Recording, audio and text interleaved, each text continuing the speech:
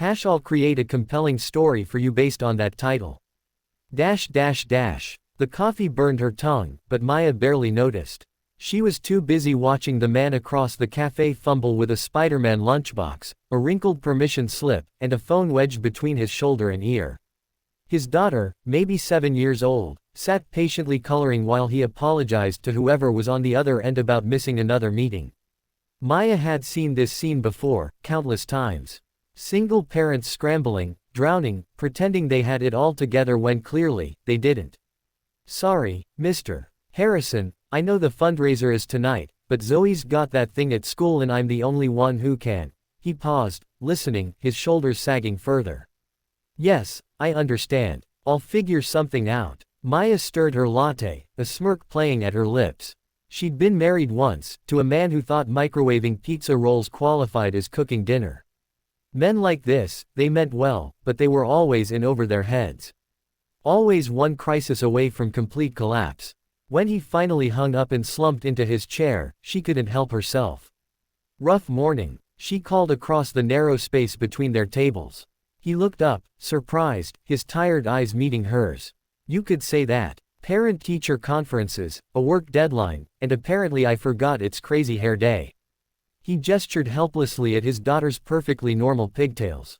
Maya laughed. Let me guess, single dad.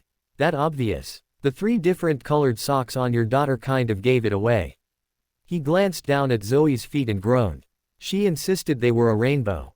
Look, Maya said, leaning back in her chair with the confidence of someone who'd figured out life's patterns. No offense, but single dads are like golden retrievers. Lots of enthusiasm, not much execution. You probably think throwing a frozen pizza in the oven makes you chef of the year. His eyebrows rose. Wow, tell me how you really feel. I'm just saying, you guys get way too much credit for doing the bare minimum. A single dad like you can't possibly please a woman, let alone raise a well-adjusted kid solo. The words hung in the air, sharper than she'd intended. Maya had meant it as playful banter, the kind of ribbing she exchanged with her girlfriends over wine. But something shifted in his expression, not anger exactly, but something deeper. He stood, walked over to her table, and leaned in close enough that she could smell his cologne mixed with what might have been pancake syrup. Wanna bet? He said quietly. Maya's heart stuttered. Excuse me, I bet I can prove you wrong. Give me 2 weeks. Let me show you what a single dad can actually do. This is insane, she said, even as curiosity sparked inside her. I don't even know your name. Ryan Matthews. And you're Maya, according to the name they called out for your latte. He extended his hand. 2 weeks. I'll show you that being a single parent isn't about being perfect. It's about showing up with everything you've got, even when you're running on empty. Against every ounce of common sense, Maya shook his hand. The first week, Ryan invited her to Zoe's school play. Maya arrived expecting chaos, maybe a missed cue or forgotten lines.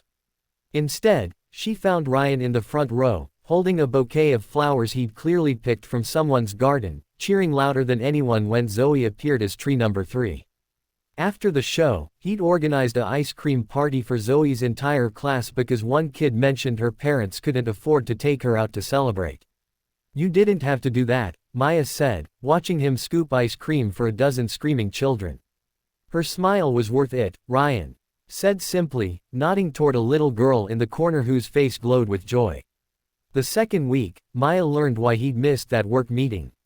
Ryan volunteered at a shelter every Thursday, teaching resume skills to people trying to get back on their feet. He'd brought Zoe with him since kindergarten, teaching her that helping others wasn't charity, it was humanity. My wife passed away 3 years ago, he told Maya one evening, after Zoe had fallen asleep during a movie. Cancer. She made me promise I'd raise Zoe to be kind, to see people, really see them.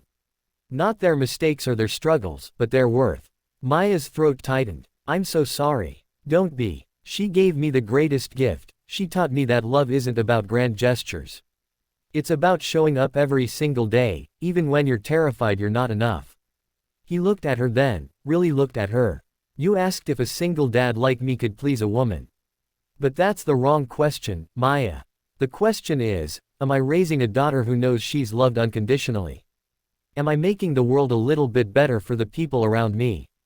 Am I living in a way that honors the woman who believed in me even when I didn't believe in myself? Maya felt tears sliding down her cheeks. She thought about her ex-husband, about all the relationships she'd watched crumble because people confused love with convenience. She'd built walls so high, convinced that cynicism was the same as wisdom. I was wrong, she whispered. About what? About you. About single dads. About what really matters. Ryan smiled, that gentle smile she'd come to recognize over 2 weeks. You weren't entirely wrong. I do screw up constantly. Last week I sent Zoe to school with a summer squash instead of her snack because I grabbed the wrong bag. But being a good parent, being a good person, it's not about perfection.